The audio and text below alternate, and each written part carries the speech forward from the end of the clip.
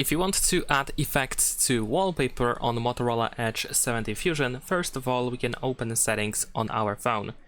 Next in here, scroll down a little bit and search for the personalize option. Next we're gonna tap on the lock screen wallpaper in here, and then you can see both the lock screen wallpaper and the home screen wallpaper. So let's say I'm gonna choose the home screen wallpaper in here.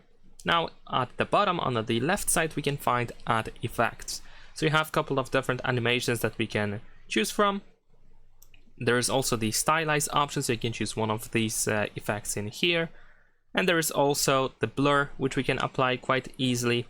There we go. And the brightness, you can actually increase or decrease the brightness of the wallpaper.